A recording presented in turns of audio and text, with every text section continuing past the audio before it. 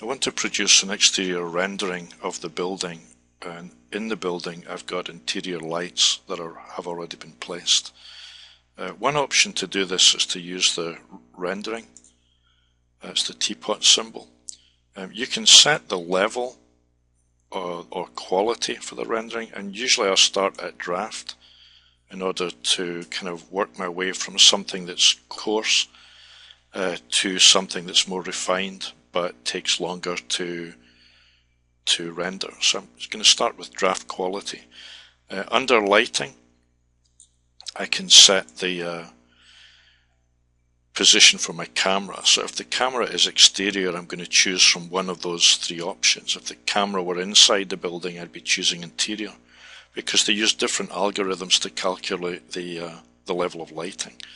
I'm on the exterior and I want to see sun and artificial light, so I'm going to choose that as my option. For the actual time of day under the sun setting, I can choose a geographic position. I've got here Los Angeles and 11 p.m. Where I say it doesn't really matter is because the background is going to be set from the render dialog box itself. In other words, I could say any of the choices that are here. No clouds, few clouds, whatever. I'm thinking it's going to be late at night, so what I'm going to do is pick, I could use an image or a color, but I'll pick the color, and for the color I'll just select a kind of a dark. It's maybe a little too dark, something about here, just to darken out the sky. And what I'm going to see when I render this is nothing very impressive, but it's not going to take me very long to produce. So if I look at the time, when it gets to 50% is when it's going to start to paint the actual image. So it kind of does the background first, and then it paints the image. Well, it doesn't look too great, but it didn't take too long. And the reason it doesn't look too great is that even though I've got the interior lights in there, the exposure, if you think of it as a camera or your eye, if you were in the dark standing outside, your iris would have opened to make the light seem brighter. So in fact, if I go to adjust exposure and I start to move the slider to the left, that's really like me letting my eyes adjust to the dark and opening the lens so I can see more of what's going on. So I'm going to move it along a bit. That's not bad. Let's say that's what I want to have, and I can say OK.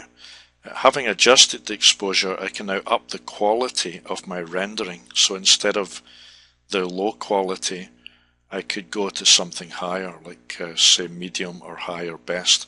Thing to bear in mind is if you're going to show it on a computer screen, probably medium is about as high as you need to go. If you're going to produce a large poster, maybe wall size, then you know you need to go to the higher resolutions that you get from the other settings. Let me stick with medium at the moment and render so you can see the results of the rendering.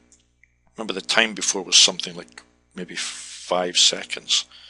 So if you watch here, once it gets to the 50% mark, it'll start to paint in the foreground image. But I think we're probably talking about, it's gone from like 5 seconds, it's probably going to be something like 1 minute and 40 seconds or 1 minute and 35 seconds. So the thing to bear in mind here is that where you have fine level of detail in the modeling, like very fine fillets or chamfers or whatever, that's going to increase the time.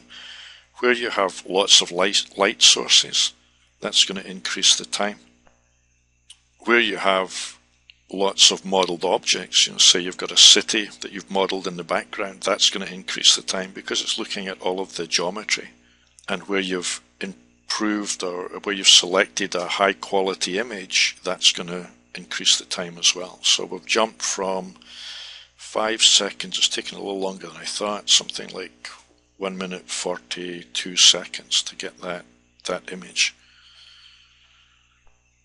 What I'm going to do is just move it now to the high and I'll render, but I promise you won't have to sit and watch it. I'll cut that piece out of the movie. Okay, we're now talking about 6 minutes 39, 40 seconds, 6 minutes 42 seconds. And then I'm not really happy with the image as it is. I think the background color needs to be darker. So I'm going to do it one more time. And I'll move this to the very best.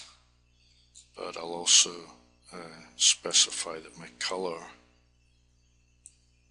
is jet black. Okay, so at best quality we're now looking at about 35 minutes to create the image. So 5 things that I've got that are variables here: number of lights, the detail of the actual geometry that's drawn, the amount of the geometry that's drawn, the materials and their reflectivity, and the quality of the setting for the rendering are all affecting how long it takes to make this image. Now I could turn off lights in rooms that are not visible. I could delete geometry that's not visible in the view. It's gone from about 5 seconds where it was draft to about 1 minute 40 seconds where it was medium to probably about 38 minutes by the time it's finished where the quality is best. Okay, so let me just save that to the project. And what I want to do now is change the background to where I have an image. I will look on my desktop, rendering here, and I've got either a PNG file or a JPEG. Let's just pick the JPEG.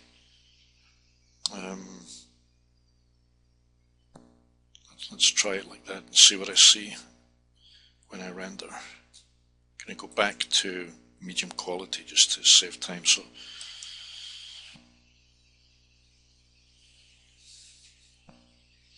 let me make one more attempt at this. What I'm going to do is also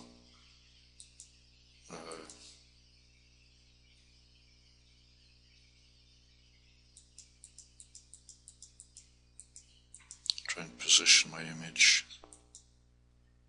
Try this with high instead of best.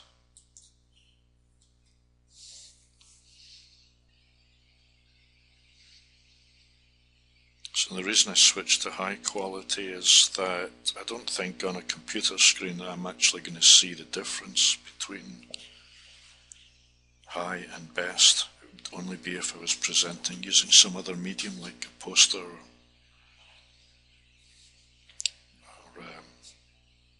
very large printout.